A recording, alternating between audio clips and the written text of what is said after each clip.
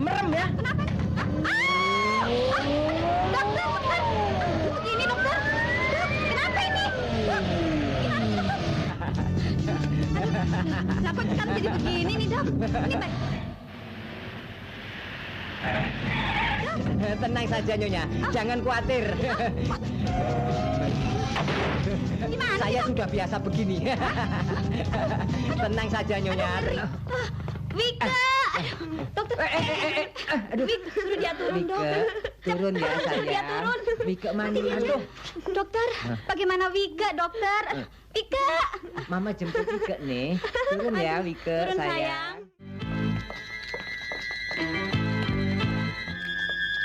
Loh, kok terus?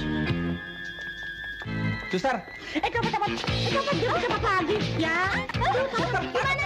Aduh, Mas, gimana? Gimana? ya belok. Ya belok nih. Ya, Belok. kok belok? Aduh, mana tahu bener lagi. Larinya kenceng lagi tuh. Tolong. Tolong ya, Mas. Sadar beneran nih, sadar. Aduh, nah jalan sendiri.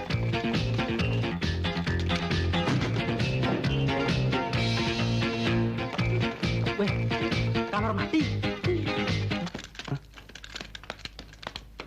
Bukan di sini tempatnya. Loh,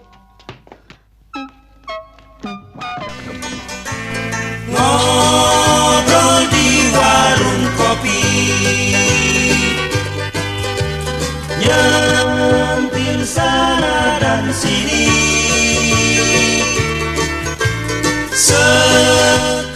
Assalamualaikum warahmatullahi wabarakatuh. Halo, apa kabar kaula muda Indonesia? Semoga kamu di sana selalu baik-baik aja ya. Selamat datang kembali di channel Lupus, cowok kece kalau dilihat dari lubang sedotan. Oke cing, kali ini Lupus akan ceritain alur film komedi yang rilis di tahun 1986. Film ini berjudul Atas Boleh, Bawah Boleh. Yaps, bener banget, film ini dibintangin oleh trio Warkop DKI, yakni Dono, Kasino, dan Indro. Cewek-cewek kece di dalam film ini yaitu Eva Arnas, Diani Tami, Nyoman Ayu Lenora, Neni Ribut Rawit, dan Aminah Cendra Kasih. Bagaimana kekonyolan di dalam film ini? Yuk sediain permen karet dan kuaci, kita ngopi bareng Lupus. Sekedar suara rakyat kecil, bukannya mau usir. Hai kau pemuda, bukalah celanamu.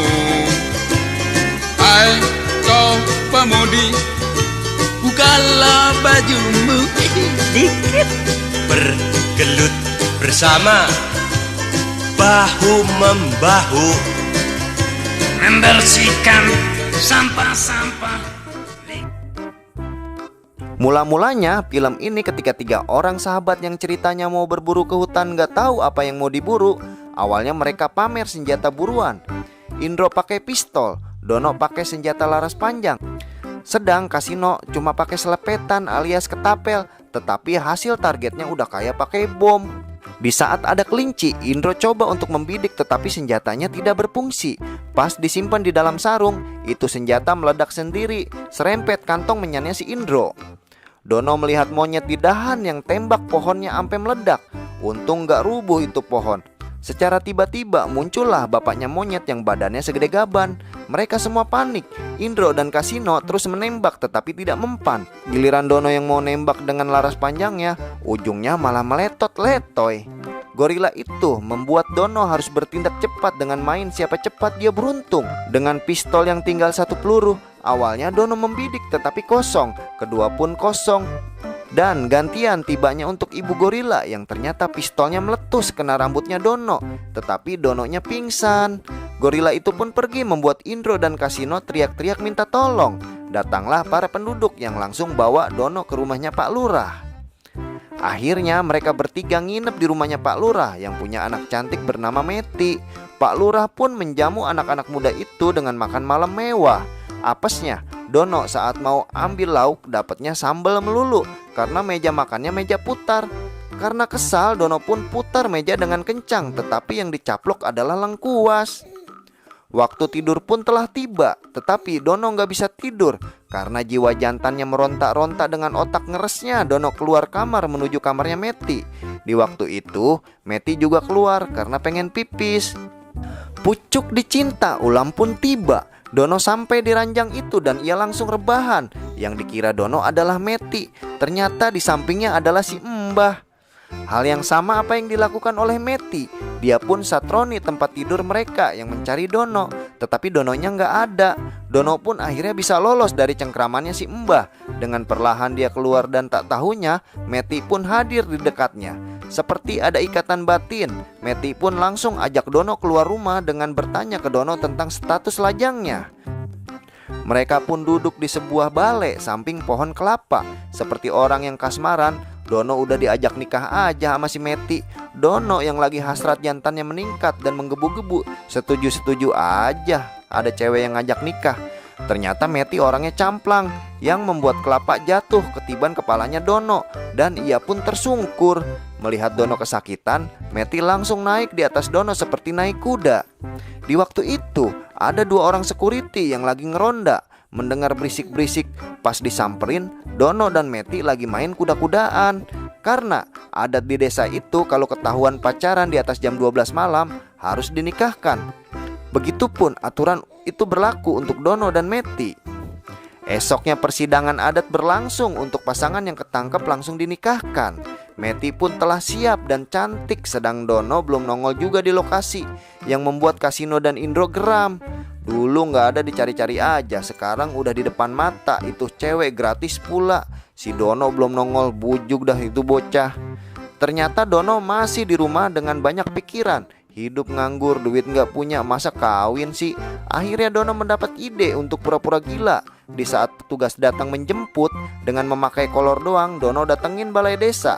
Dan si petugas lapor ke Pak Lurah, yang bilang Dono sudah gila Pak. Dengan tegas Pak Lurah bilang, kalau sudah jadi gila, tahan dan pasung. Yang langsung refleks Dono berlari becir dari tempat itu, diikuti oleh Kasino dan Indro yang balik kanan perlahan-perlahan. Dengan berlari seperti dikejar setan, yang kemudian dia melihat ada mobil sayur yang kemudian Dono bantu naikin. Alhasil dia pun mendapat tumpangan gratis ditemani cewek-cewek ayu. Kasino dan Indro bawa mobil box yang lagi ganti ban di pinggir jalan. Mereka pun ikutin Dono dari belakang. Lolos dari anak Pak Lurah, sekarang tukang sayur mau diembat juga. Si Mamang yang asik dengerin lagu India pakai headset, tiba-tiba rem mendadak, yang membuat Dono akhirnya terjatuh ke aspal dengan benturan yang sangat keras. Indro dan Kasino akhirnya bawa Dono ke rumah sakit. Indro bingung dengan keadaan Dono yang parah, bagaimana cara bilang ke keluarganya. Sedangkan Kasino bukan itu yang dipersoalkan, hutang-hutang si Dono yang bejibun, ntar siapa yang bayar. Di saat Indro tanya ke suster, si suster kaget, yang membuat berangkar dorong yang membawa Dono jalan sendiri.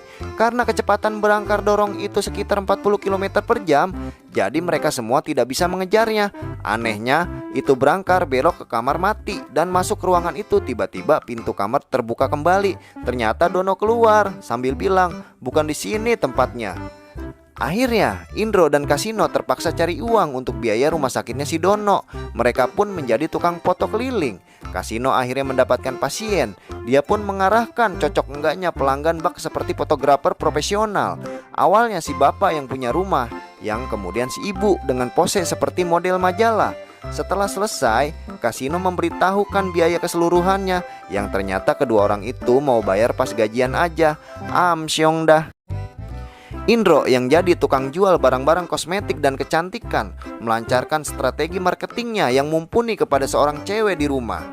Indro pun bilang, nenek-nenek aja bisa kelihatan umur 17 kalau pakai barang-barang bawaannya. Gimana Neng yang udah cantik, pasti tambah cantik lagi. Dan wanita itu malah gak mau cantik, takut bapak naksir dengannya. Yang tak lain wanita itu adalah pembantu rumah tangga. Akhirnya Indro pun kemas kembali barang-barangnya karena si cewek cuma mau jajal-jajal aja, gak mau niat beli. Di saat mereka di jalan, terlihat wanita cantik yang lagi senyum-senyum di teras, seperti berharap kedatangan mereka berdua. Nah ini nih baru macan, manis dan cantik. Gua yang moles, lu yang foto, celetuk Indro. Dan mereka pun masuk ke rumah itu. Indro dan Kasino akhirnya keluarkan jurus marketingnya lagi yang mumpuni. Si cewek hanya senyum-senyum aja. Indro pun keluarkan lipstick unlimited yang cuma dipakai oleh Madonna. Si cewek pun pakai lipstick itu dan dia bilang, sekarang udah jadi artis nih, ayo dong dipoto. Kasino pun langsung tancap gas, sampai guling-guling Kasino moto itu cewek.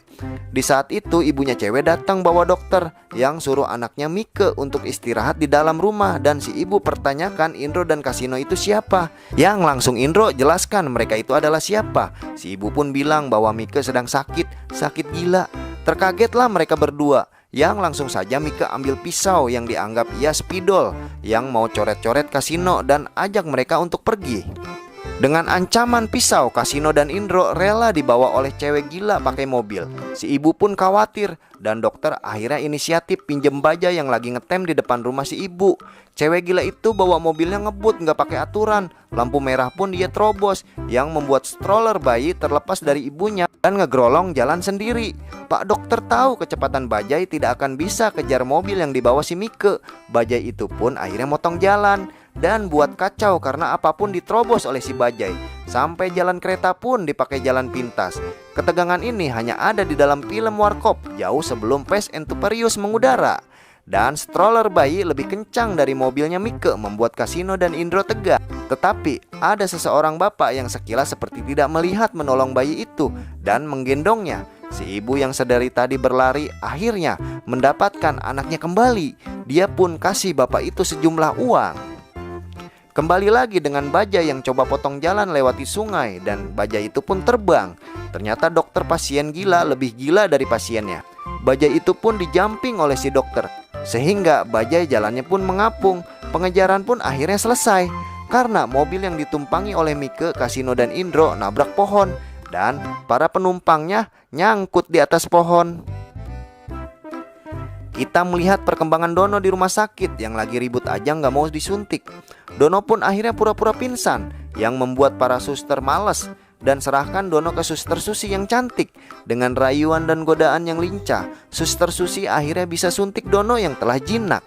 Kasino dan Indro yang udah jontor dan nyerah cari duit buat biaya Dono di rumah sakit sedang keluh kesah sama Kemon, sahabatnya. Dan alhamdulillah Kemon pun lagi cari orang untuk wawancara partnernya, pengusaha Belanda. Akhirnya Indro yang ditugaskan untuk wawancara pengusaha Belanda itu sedang Kasino daripada nganggur itu mobil, dia pun berinisiatif jadi taksi plat hitam. Pas banget Indro masuk hotel, ada bule keluar cari taksi. Indro pun akhirnya datengin salah satu kamar yang ternyata di dalamnya ada Susi. Karena bapaknya Susi masih sibuk di Belanda, dia belum bisa datang ke Indonesia. Daripada Indro pulang hasil nihil, dia pun akhirnya wawancara dan foto-foto bareng Susi, yang membuat kamera Indro nggak berfungsi dan akhirnya meledak. Indro pun pura-pura pingsan dan Susi coba kasih napas buatan pakai selang sedotan, yang menurut Susi bau napasnya si Indro habis makan pete. Di lain kisah, mobil Kasino berhenti di tukang buah dan dia pesan 1 kilogram anggur. Pas dapat anggurnya, Kasino langsung tancap gas. "Kenapa kamu tidak bayar itu buah?" kata bule. "Ya kan Miss juga belum bayar. Nanti kalau Miss udah bayar, saya akan bayar itu tukang buah." "Balik lagi," perintah si bule. Sesampainya di lokasi, si bule bilang akan bayar semuanya, tetapi masukin 2 keranjang apel dan masukin ke dalam bagasi belakang. Setelah 2 keranjang apel masuk bagasi, si bule bilang tancap gas. Dan pedagang buah pun mengejar mereka dengan sepatu roda. Karena bagasi mobil Kasino ngejelengit aja belum ditutup, Pak polisi yang berjaga kejar mobil itu dan menstop untuk cek identitas. Pas banget pedagang buah sampai dan bilang Kasino dan si bule adalah penipu, Pak. Pas diperiksa ternyata di pahanya si bule ada pisau belatinya. Kita kembali ke rumah sakit yang ada salah satu pasien gila keluar dan masuk ke dalam laboratorium. Dia menemukan suntikan gajah yang jarumnya segede gaban dan dia masukin berbagai macam cairan kesuntikan itu. Ternyata Dono di rumah sakit sedang senang-senang dikala teman-temannya bonyok nyari duit buat biaya dia di sana. Dono pun dimasukkan ke ruangan radiologi, disuruh buka pakaian dan Susi keluar untuk cari dokter radiologinya. Dan pria gila tadi masuk berpenampilan seorang dokter yang suruh buka celana Dono dan suruh tidur. Akhirnya pria gila itu keluarin suntikan gajah yang otomatis Dono langsung becir. menghindar dari kejaran pria gila itu. Sampai akhirnya Dono sudah terjepit tidak bisa kemana-mana lagi. Dan dia pun naik pohon yang akhirnya terjatuh, yang membuat Dono diperban kayak mumi.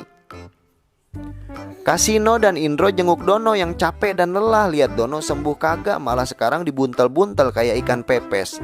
Dono pun malah senang tinggal lebih lama di rumah sakit karena dia udah punya pacar seorang suster.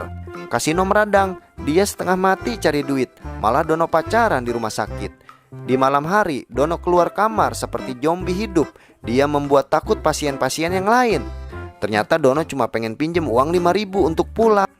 Di saat di luar, dia bangunin Mas Delman yang kabur melihat Dono. Akhirnya Dono supirin Derman sendiri untuk pulang. Kasino yang asik lagi main gitar kaget didatengin Dono secara tiba-tiba, yang bilang ke Kasino akan kecurigaannya tentang pacarnya itu Susi. Akhirnya Dono dan Kasino merencanakan menjadi wanita dan datengin asrama perawat. Dono pun bilang ke ibu pengawas bahwa dia adalah tantenya Susi dari Solo dan ada keperluan keluarga yang sangat penting. Akhirnya mereka disuruh masuk dan Susi seketika mengenal siapa mereka, yang langsung ajak ke dalam kamar. Dono ingin ajak Susi besok malam untuk pergi ke pesta. Karena izin ibu asrama super ketat, Susi disarankan agar bilang tantenya kecelakaan, kepala sama kakinya pun misah.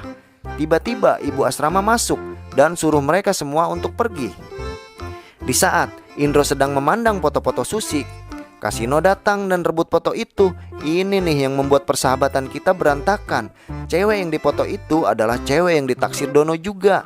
Dia adalah suster. Ntar malam dia diajak Dono untuk pergi ke pesta. Indro datangin temannya seorang peneliti laboratorium. Dia menanyakan penemuan termutakhirnya. Dan temannya itu kasihkan parfum yang bisa buat tertawa terus menerus. Akhirnya Indro pun beli parfum itu. Pesta pun berlangsung. Kasino bernyanyi di panggung. Dono dan Susi berdansa ria, sedang Indro dansa dengan banci. Yang kemudian Indro mengeluarkan parfumnya dan menyemprotkan ke semua orang, yang membuat semua orang tertawa. Dono, Kasino, dan Indro mendapat undangan dari Susi dan diharapkan mereka untuk hadir. Untuk itu mereka pun mempersiapkan diri dan mencari uang untuk membeli jas dan berpenampilan terbaiknya. Indro beroperasi di pasar dengan menjual gambar telanjang, yang si bapak-bapak terkecoh dan beli barangnya Indro, yang setelah dicek bukan gambar orang telanjang, melainkan gambar hewan-hewan. Kasino jualan koran di lampu merah yang menipu para pembelinya dengan menjual berita tidak sesuai dengan isi koran. Sedang Dono kerja sebagai tukang parkir. Akhirnya mereka semua datang ke Taman Impian Jaya Ancol dengan penampilan yang necis. Dono pun rambutnya pakai dicat hijau seperti burung nuri. Akhirnya Susi datang dan mereka semua bernyanyi bergembira bersama. Setelah selesai bernyanyi, Susi pun akhirnya bilang tujuan mengundang mereka bertiga. Karena Susi akan berangkat ke Belanda dan berterima kasih sudah berteman dengannya. Masing-masing Dono, Kasino, dan Indro dapat saling satu cipokan dari Susi, yang akhirnya dia pamit dan pergi. Di akhir film, Dono, Kasino, dan Indro lihat-lihat parade, yang ternyata di dalam parade itu hadir gorila di awal film ini. Dan gorila itu pun peluk si Dono. Selesai deh. Oke Cing, terima kasih udah dengerin Lupus ngebacot dari awal sampai akhir. Hanya itu yang Lupus bisa, dan minta maaf bila ada salah kata dan buat tersinggung, karena Lupus hanya ingin menghibur. Sampai jumpa di alur cerita film selanjutnya. Wassalamualaikum warahmatullahi wabarakatuh. Bukannya mau pusing, sambil minum kopi ngobrol sanes sini, sambil ngaduk-ngaduk kupi. Jangan bawa ke hati, ntar sakit. Nenek-nenek senam pagi, oi seksi sekali. Apa sih kuat? Boleh nyunat cucu haji, asal jangan nyunat gaji. Walat ngobrol di warung kopi, nyentil sana dan sini.